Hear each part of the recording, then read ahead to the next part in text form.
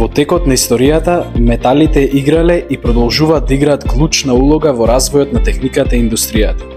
Од изградба на мостови и машини до електрични инсталации и современа електроника. Металите се основа на многу технолошки достигнувања. Во ова видео ние ќе зборуваме за метални структури. Металните структури представуваат начин на кој атомите се распоредени во металите на микроскопско ниво.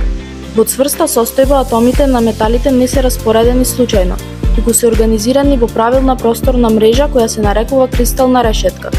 Оваа структура ја одредува цврстината, спроводливоста и другите физички својства на металите.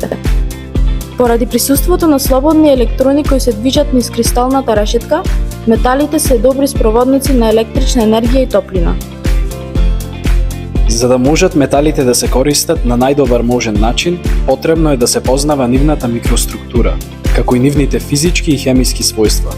Токму структурата на металите на микроскопското ниво ги одредува нивната цврстина, спроводливост и многу други карактеристики. Науката која ги проучува методите за добивање на металите, нивните својства и нивната примена во техниката и индустријата се нарекува металургија. Во оваа презентација ќе се запознаеме со металните структури, нивните основни својства, кристалната решетка, како и со моделот на електронски газ и други важни поими кои објаснуваат како функционираат металите.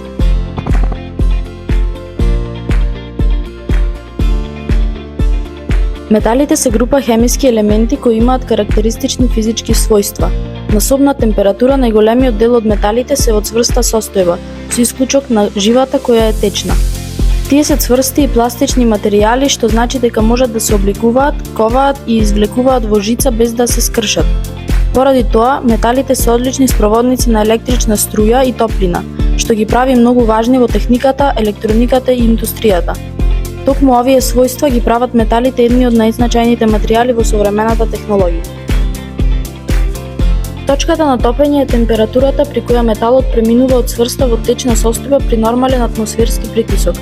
За време на процесот на топење, температурата останува константна, бидејќи внесената топлина не ја зголемува температурата, туку се користи за раскинување на врските меѓу частичките во металната структура.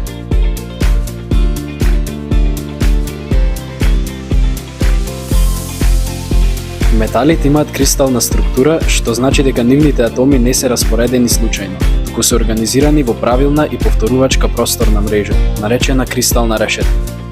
Во оваа решетка атомите се поставени на точно определени позиции и постојано се повторуваат во сите насоки, создавајќи стабилна и уредена структура. Овој уреден распоред е причината зошто металите имаат цврстина, пластичност и добра спроводливост. Во зависност од начинот на кој се распоредени атомите, постојат различни типови на кристални решетки. Кувно просторно центрирана решетка. Покрај атомите на аглите, тука има и еден атом во центарот на коцката, што ја прави структурата подцврста.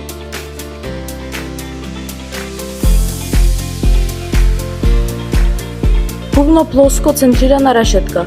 Освен атомите на аглите, има и атоми на средината од секоја страна на коцката, што овозможува поголема густина и подобра пластичност.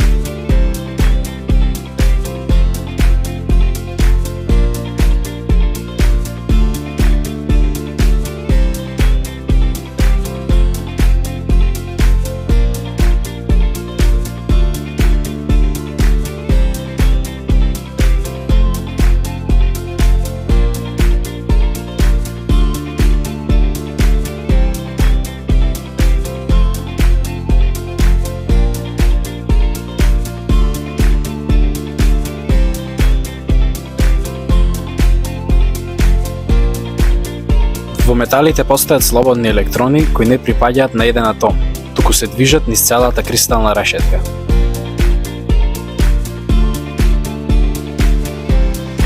Овие електрони формираат така наречен електронски газ. Без електрично поле, електроните се движат хаотично.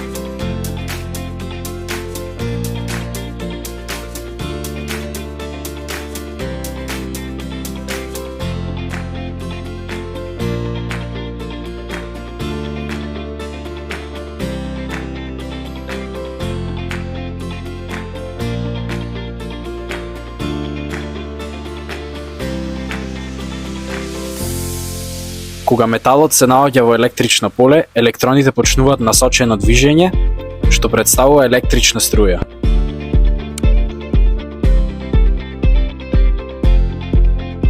Со зголемување на температурата, атомите вибрираат повеќе, па електроните почесто се судираат со нив.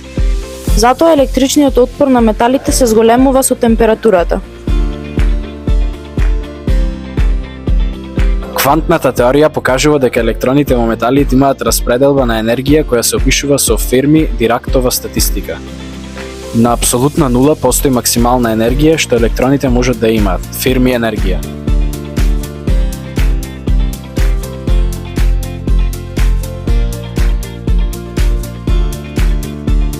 Легура е материјал што се добива кога во метал се додаваат атоми од друг елемент. Како на пример, железо и јаглерод дава челик.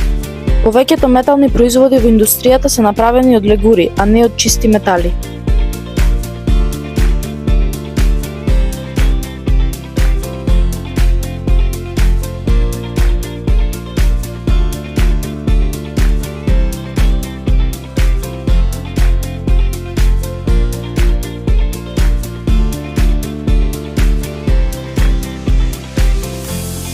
Некои примери на легури се: бронза, 3/4 бакар и 1/4 калај, се користи за изработка на скулптури, бродови, штрафови, огради и друго.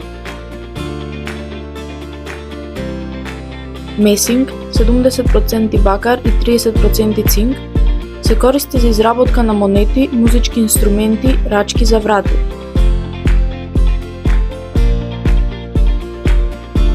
Јаглероден челик, 99% железо и 1% јаглерод, се користи во метални конструкции, алати, оклопи на кола, шини и друго.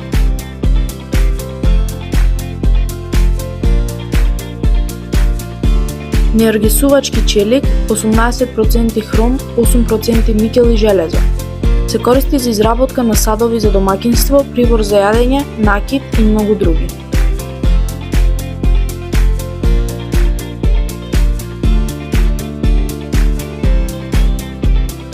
Синтеруваните материјали се добиваат со прашочна металургија.